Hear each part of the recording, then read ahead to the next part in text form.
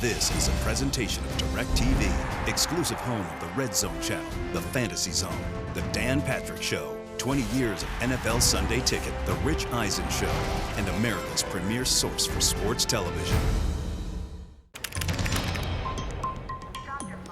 Oh my God, is it confirmed? Yes, Ebola. We have to get him to quarantine immediately.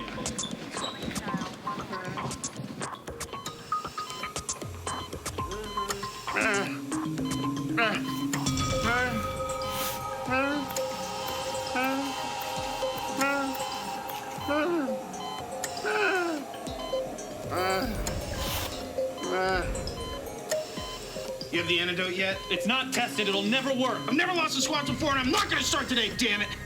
If we lose him, it's on you.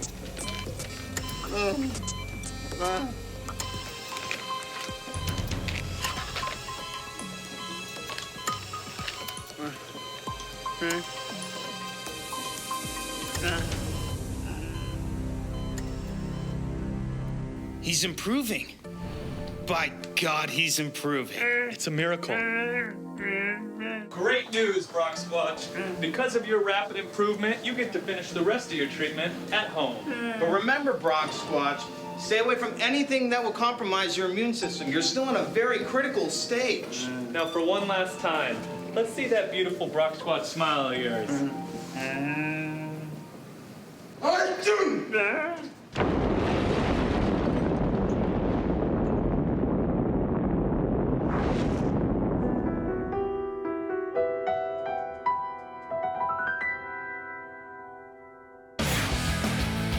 I don't know a lot about sports, but I can drink a lot of beer. My motto is simple. C's get degrees. Need a long, inappropriate hug? I'm your man. I think I'm smarter than you, because I probably am. Howard Collins for box score. Hello and welcome to the Box Score. I'm Brock in Los Angeles, joined by the Danettes out in the New York City Man Cave today. Gentlemen, it is Todd Fritz's 45th birthday. Congratulations on getting it all that way. Paulie, who makes a bigger deal about their birthday? Is it your daughters or is it Todd Fritz? Oh, Fritzy. I mean, they're just not even close. I came in today, and Todd had mentioned it yesterday and the day before and the day before that. And I came in today, and I heard someone say, "Happy birthday, Fritzy." I go, "Oh, Fritzy, it's your birthday." He goes, "Don't play." I'm like, "No, I forgot this morning because I was just thinking about other things." And he seemed lightly offended that I forgot even for just a few moments. I thought Paulie was doing one of those pre-produced, hey, because I keep bringing up my birthday and double and triple reminding everybody that he got everybody together or sent out some kind of email or text that I wasn't on saying, everybody purposely ignore Fritzy's birthday. And so let's see how far along we can go. That was 2 years ago. He started looking like he was genuinely upset. Are you kidding? I know when Ira's birthday is before my wife's birthday. Your brother. I did drop my share of hints. It's ridiculous. The whole Fritz family birthday is like a huge reason for celebration. The birthdays are very important to us, and to avoid the discomfort of the rest of the group by accident forgetting it, I figure if I remind them a couple of hundred times, I'm not looking for gifts or anything, but this way at least they're fully aware that it's my birthday, and there's not that awkwardness where it's getting close to the end of the day and no one's wished me a happy birthday yet, so there's no excuses. Everybody's very aware of the 10-10. Yeah, Brock, about 2 years ago, I think it was a 2012 birthday, if I recall from my notes, I sent a note to everybody around 6:48 a.m. that said, nobody mentioned Fritzy's birthday. I sent it to production staff. I sent it to LA. No graphics, no nothing. And Fritzy, you could see his morale. Like, he came in like this, and his look just, as the day went along, he realized everyone forgot. I'm trying to concentrate on my work, and I'm like, okay, we've all been like sitting right across from each other like for an hour and a half now. It's not even the start of the show yet, and I'm like starting to obsess. I'm like, could they have all forgotten my birthday after all those hints that I dropped? How cold can they all be? We've been working together all these years, and not one person made any kind of reference to it. You don't even have to say it out loud like I do. Be passive aggressive. Write a little note and flip it to me, or just shoot me, a note or an instant message and say, happy B-Day. There was nothing, but it was nice to get all the birthday wishes today. It makes me feel good. Yeah, I think Paulie sent that email to your family because they have zero plans for you tonight. That's why you're going to a soccer match. Okay, well, it's Todd's birthday, but we all got a present today. Paulie in the morning meeting broke out these little gems. McLovin, have you ever seen this side of Todd before? Look at that guy. I don't know who that is. No, I've seen a lot of young pictures of Todd. As you'll see, also we saw like a 13-year-old Todd on the bar mitzvah circuit. It was kind of not chubby, but it was a normal-looking kid. This completely blows my mind. In fact, everything that I thought I knew coming into today, I now question because of this photo. Yeah, you were like the Fritzsituation back then. Your arms were disproportionate, but apparently the rest of the body caught up. I don't mean to pull a where are they now, but at what point did you just say, the hell with it? Oh, that's pejorative. That's very mean. I think it was less the hell and more of just like, you get older and you get tired. Was it during your honeymoon that you said, I'm just going to put my feet up? Does it during or after? It was somewhere within the first few weeks after walking down the aisle. I'm like, all right, well, that's the end of that. When you met your wife, you looked like that? I did not. And my wife reminds me many times. I had a pretty good physique when we met, but when we met, I was like 27, 28. So you'd already started going downhill by then? Yeah, I was deep into lo mein and pepperoni pizza way before I met my wife, and she was able to overlook those things.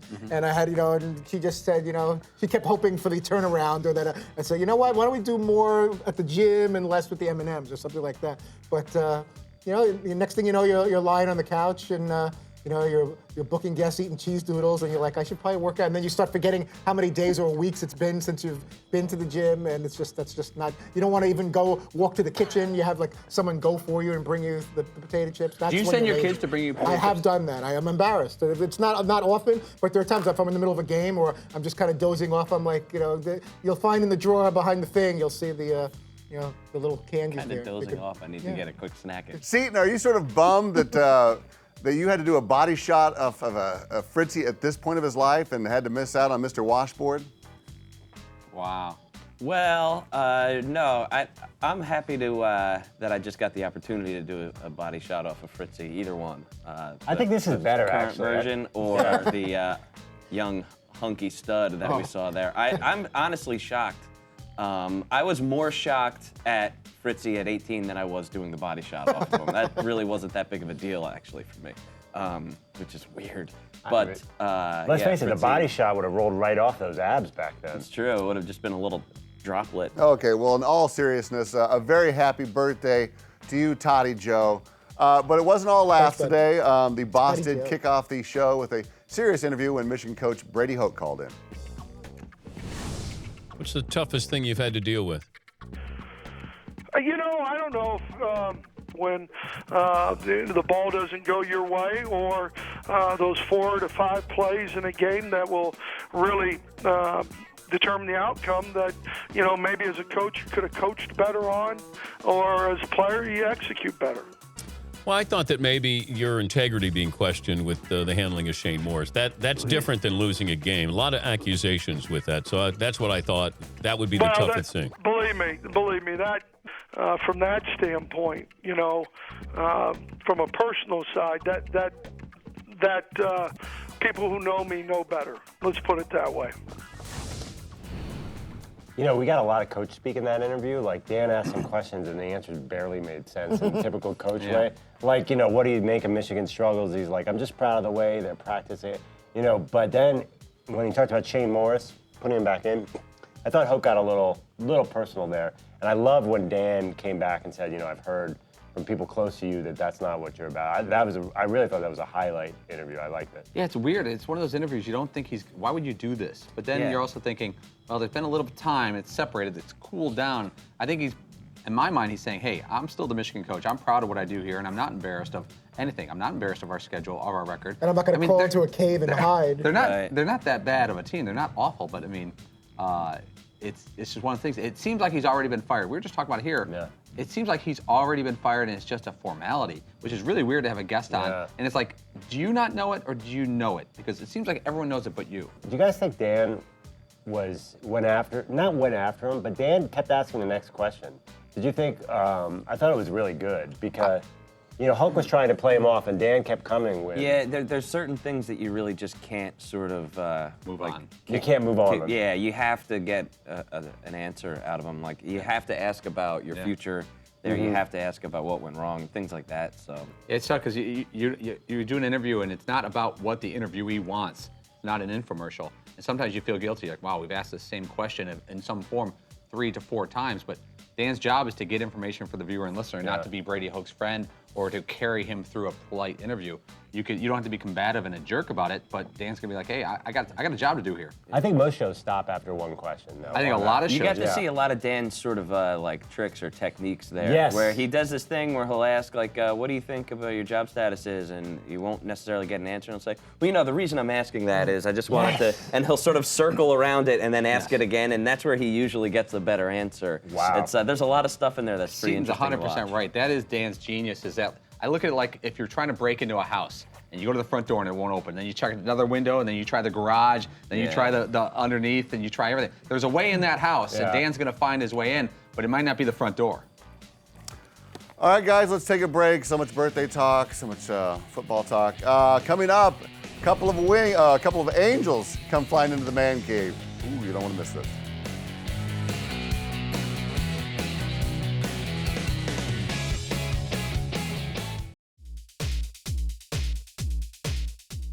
Oh my goodness. Well, Fritzy is our Victoria's Secret angel. He's got his wings on, and he's got boxers on. He's got his sleeveless shirt on, which I think he wore to throw out the first pitch at the Brewers game. I think, Icarus, I think your wings are upside down. Welcome back to the Box Score. As you see there, we got a special visit from the birthday angel today. Seton, whose idea was it to get Todd all gussied up? Oh boy, I don't know if that was Paul's or if it came right from Dan. I think that was Dan's. That was at dinner last night. I'm pretty sure it was Dan. Yeah, so he was the mastermind behind that, and it was perfect. Yeah, we got to get you wings, tighty whities. He had a whole outfit figured out for us to go. Yeah, Brock, the version 1.0 was tighty whiteys, and Fritzy had to draw the line somewhere. Yeah, you got to have standards. And then he said boxer shorts. Now, one of our PAs here, that's a young man who's going out.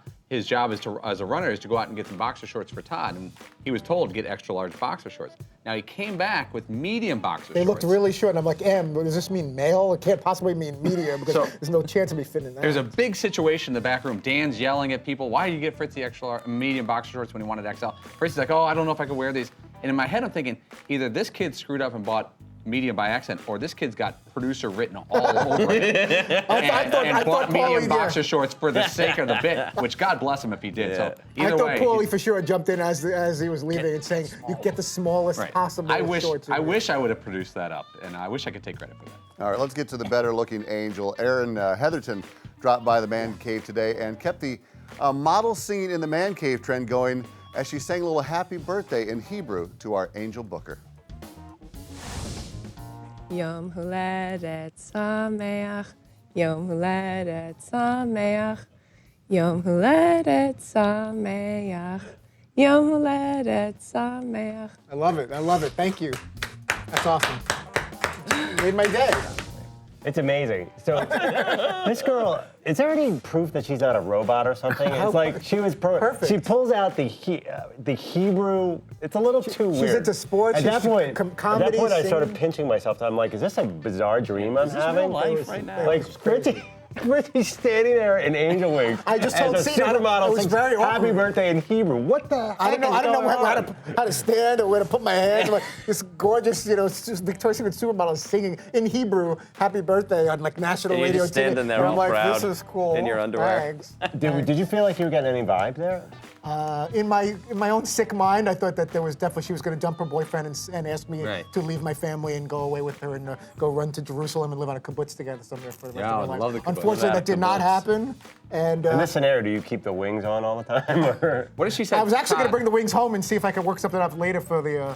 But you might be party at thinking, like, this girl's going to invite me out for Mountain Dew and lo mein later. Yeah, I've watched too many adult films and read too many things, and just as you guys know how my mind works, I create a fantasy world that just does not exist. The pizza, girl doesn't come over to the house like naked in high heels giving you. Shouldn't your fantasy be being half naked in a wing costume and having a supermodel in front of you? That's most guys. That's a good fantasy. Yeah, you're in it, and you're thinking about something else. I mean, it was just very bizarre, and I totally forgot that I was wearing. Honestly, I forgot I was wearing wings and wearing these medium tight boxer shorts. Well, you guys did, but I'm like in that moment when she's singing in Hebrew, "Happy Birthday." We were away on some far off island. By the way, together. You know, every single box score, you mix adult situations and food together. The pizza girl. Yeah, that's been happening a lot. I know that box scores turned into a therapy session It for has, Todd. it has. You might A lot want of to look issues. at that one. I should. Yeah, there's something going down there. Yeah, Brock, you should charge this guy by the hour. It all started with Simone with the whole food. Yeah, you have Pretty some very Costanza-like psychological Second floor, issues. pretty taste. Yeah, well, there was some physical therapy as you ran down to Starbucks to grab her Adopio. Why don't you walk us through here? Oh, and the legs match the wings. That's beautiful. What's going on here, Tom? Yeah, that was the guy said, why don't you go to Starbucks and pick up some coffee for Aaron? And everyone knows that when it comes to running errands or picking up coffee or throwing out garbage, there's no way I'm gonna do that. But if a Victoria's Secret supermodel asks, I'll be glad to do it. So I'm walking up and down New York City, getting ready to buy coffee, and there I am at Starbucks, and they're all looking at me and giggling and wondering what's going on. Anybody yell anything to you? No one yelled anything, but I got looks like I really thought I was with one of our producers, Nick Taylor, who was following me with the camera, and I'm looking at him like, am I gonna get arrested here? Are you gonna have my back if someone tries to throw me in the paddy wagon? Like this is, I don't know if this is acceptable even for New York to be walking around. That is the great thing about dressed New like York. A person could do that and have almost no one pay attention to him. If he was in like Tulsa, Oklahoma, they would have called a riot squad and arrested him and pepper sprayed him. It was weird. Okay, Fritzy, what was the better moment? Was it Aaron singing for you or Chrissy Teigen singing on top of you? Wow. It's hard to beat the whole spooning all of me, all of you with Chrissy, and that's no offense at all to Erin and her rendition of Happy Birthday in Hebrew, but what was going on with Chrissy Teigen on the couch, and then she started singing to me and touching my nose and the boots and the short shorts. I don't know if that's going to be topped in anyone's lifetime. Okay, great segment, gentlemen. On to the Emmy reel. After this, we're going to talk movies. Not adult movies, though, Fritzy. Sorry, birthday boy.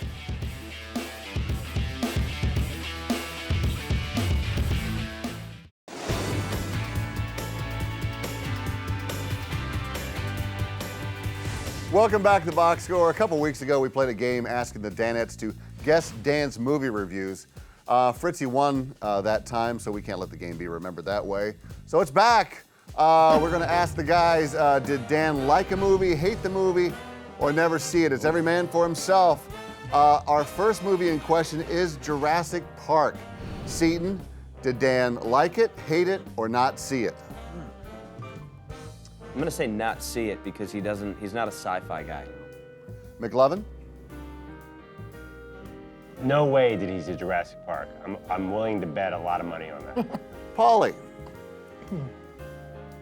I'll say begrudgingly yes because of the kids, but he didn't like it. Fritzy? I am going to say that he did not see Jurassic Park. Well, let's see what the boss said. That was pretty intense. Jeff Goldblum, very underrated.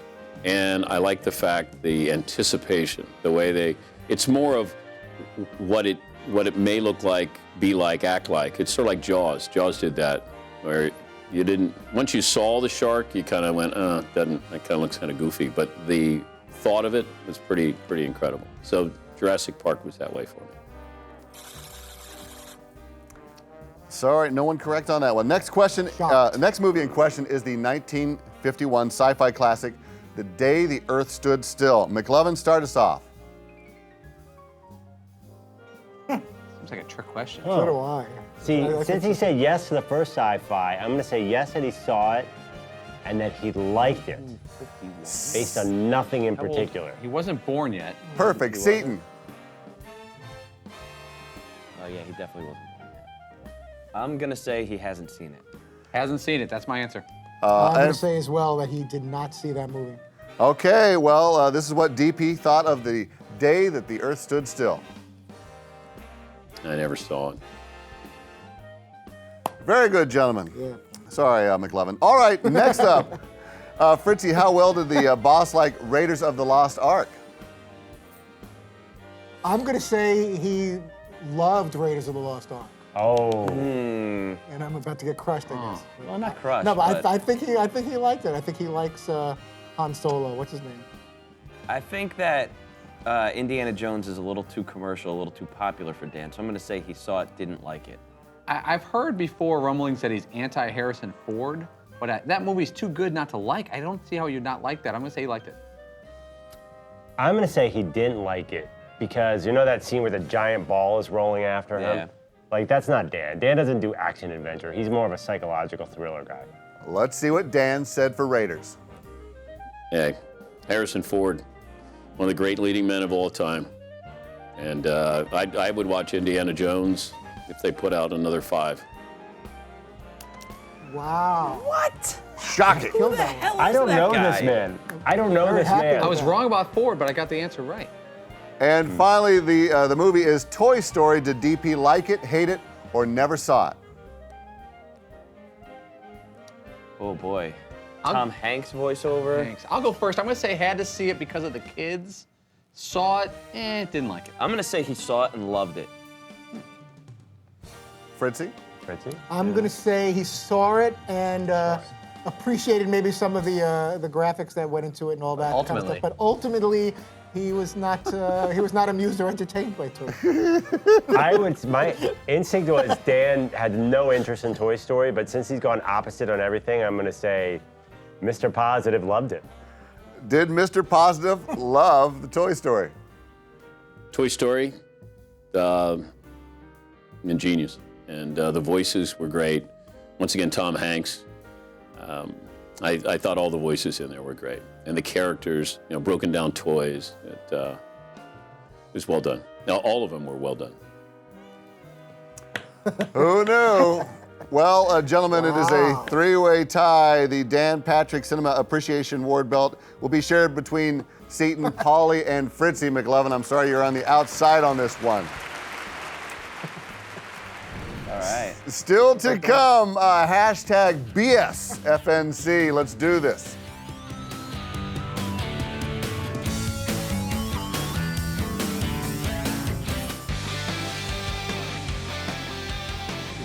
So we'll blame you for that. Welcome back to the Box Score. We're wrapping things up here at the bar.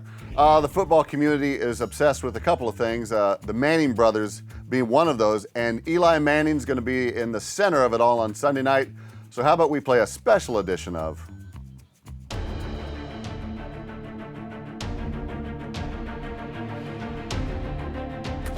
The Dan at Football Night in America Challenge. All right. Oh, geez. Okay, where am I at here? Oh, that's right, boys. It's time to do battle. That's what we're doing. It's the I'm still on top of all this with 2 points. McLovin and Pauly are nipping at my heels with 2 points a point apiece, and Fritzy and Seton are at the bottom of this. You can turn it around though, because this week we're going to have a question that's worth 2 points. The question is between Bob Costas and DP, who says the word Manning in the fewest amount of words spoken? McLovin, let's start off with you. That's easy. It's Bob Costas. He comes on first. Gotta be Bob. But if the question is not who says it first, it's the amount of words said when they start on camera, Brock. Yes. And then they get to the word Manning, right? Correct. Doesn't matter. I'm still going Bob. I'm still going Bob Costas. I'm going Costas too. Oh boy. I'm gonna go Costas. I think I got to go Costas because he usually opens the show, and there's no way he's going to not mention at least one or 2 or 3 Mannings. If Dan starts with a Broncos-Jets highlight. Oh. Costas. Let's stick with our first choice. I am going to go with DP on this one. For the bonus question worth 1 point, how many words will it be? And this will be closest to the whole. Pauly, start us off. Oh, how many words before he says the word Manning? I'm going to go 11 words before the word Manning is used by Bob Costas. McLovin. I'm going to say 1.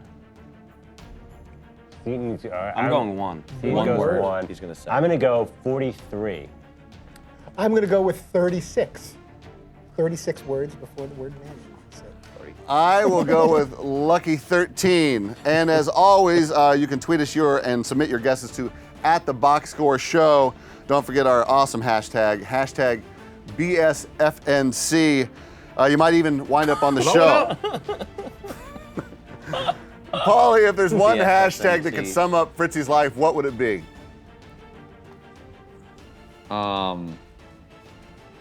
Irritable bowel syndrome is IBS. wordy. Hashtag IBS. Yeah, you go IBS, that's right. But irritable bowel syndrome, everyone knows exactly what you mean. If you start going IBS, people might think it's a band or a tax attorney situation. A bank, yeah. Yeah, bank. Irritable bowel syndrome. Okay, hashtag birthday boy. Who is on next week?